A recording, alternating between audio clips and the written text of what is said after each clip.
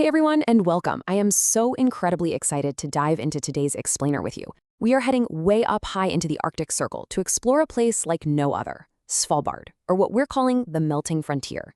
Over the next few minutes, we're going to unpack how this rugged, totally frozen archipelago transformed from a desolate coal mining outpost into this modern, buzzing epicenter of scientific research, tourism, and global conservation.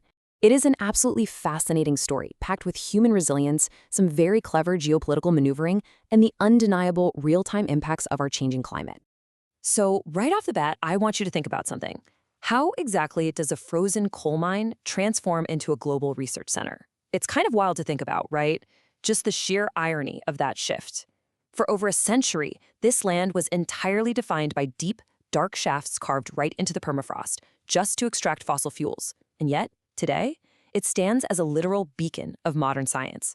How did a place built entirely on the very resource that drives global warming transform into the ultimate, cutting-edge laboratory for studying its effects? Okay, let's dive into this roadmap. Today, we're looking at four main things: the geopolitical foundation of the treaty and the governor, the shift from coal to a modern society, the seed vault's role in global food security, and finally, how climate change is actively threatening the whole archipelago. Let's kick things off with our first section, understanding the geopolitical foundation, the treaty and the governor's role. You literally can't understand Svalbard without grasping its unique legal setup. It is unlike anywhere else on Earth. It all goes back to 1920 with the Svalbard Treaty. Before this, the place was basically the Wild West, a totally free-for-all, nobody's land for whalers and trappers. But as coal mining ramped up in the early 1900s, they desperately needed rules. So this treaty did something totally unprecedented. It gave Norway absolute sovereignty, but with a massive catch. Citizens of any country that signed the treaty were guaranteed equal rights to live, work, and do business there. It basically created this one-of-a-kind zone where nature is fiercely protected by Norwegian law, but the door for economic access is wide open internationally.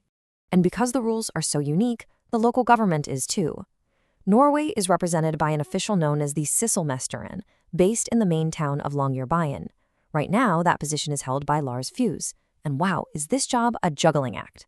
They act as the regional governor, so the state administrator making sure civil and environmental rules are followed.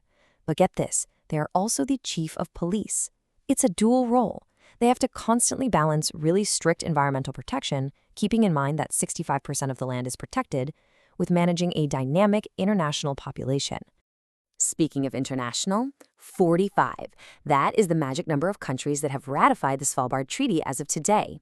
This means citizens from 45 different nations have equal economic rights on the archipelago. They can just pack up and move there. You don't even need a visa as long as you can financially support yourself. No joke, this open-door policy has completely shaped the beautifully diverse society that exists on Svalbard right now. Which brings us perfectly to Section 2, the thawing of society, moving from coal to a modern community.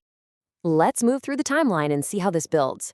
We start with that 1920 treaty, which really locked in those rugged, male-dominated coal mining company towns. But flash forward to the 1970s, and we see a huge, deliberate shift to make Longyearbyen a family-friendly town. Then, a massive game-changer hits in 1993. UNIS, the world's northernmost university center, opens its doors. Suddenly, the economy pivots hard towards science and education. And finally, mark your calendars for June 2025. That was the momentous month when the very last active Norwegian coal mine, Groove 7, completely shut down, the end of an entire era. So, what does life look like when the coal dust actually settles? Well, today, Longyearbyen is an incredibly connected, modern society. As of March 2026, the combined population of Longyearbyen and the Nya Lisan Research Hub is exactly 2,512. Those old, isolated miners' barracks? Totally gone, replaced by modern family homes, schools, a local newspaper, and cultural centers. It boasts daily flights to the mainland, high-speed fiber optic internet, and even 5G testing. The entire economy reinvented itself. Instead of digging up the earth, the community now thrives on bringing tourists in to experience the Arctic and hosting the scientists who study it.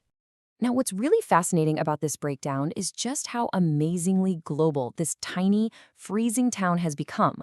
Out of those 2,512 residents, only 1,598 hold Norwegian citizenship. The rest, they come from literally every continent on the globe. We're talking 547 from the rest of Europe, 283 from Africa and Asia, and 84 from the Americas and Oceania. Despite being this remote outpost nestled near the North Pole, those open borders from the treaty created a vibrant, diverse microcosm right in the ice.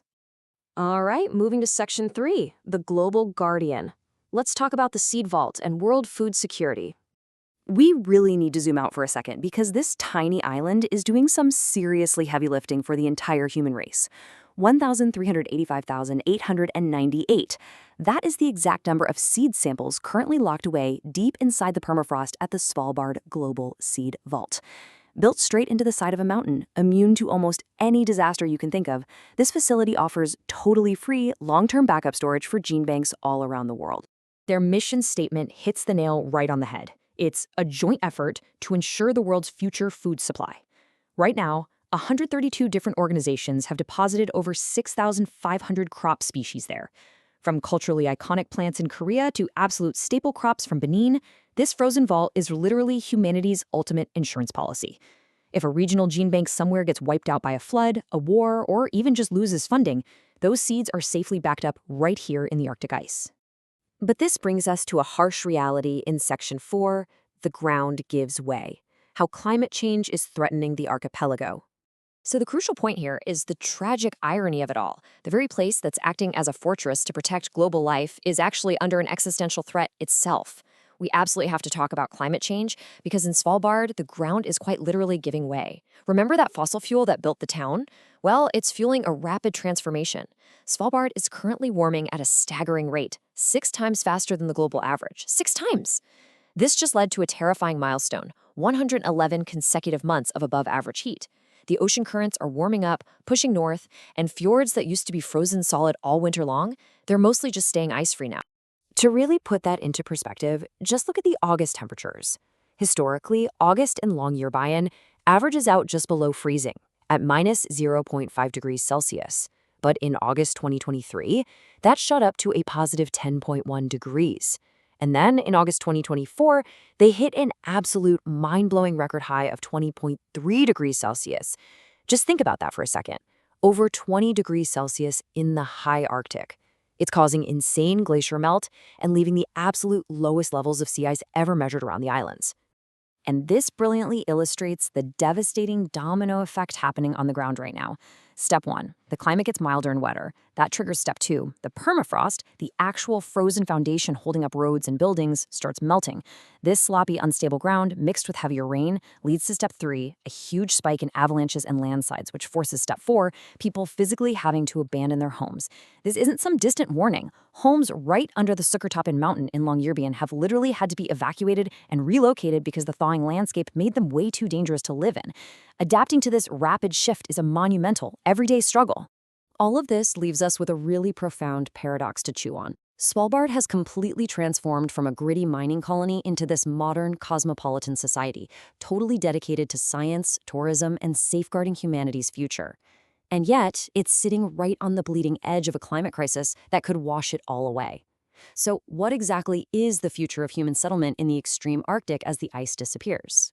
It's a question the folks in Longyearbyen have to face every single morning. And honestly, it's one the rest of us are going to have to face pretty soon too. Thank you so much for hanging out with me for this explainer. Keep learning, keep asking those big questions, and I'll catch you next time.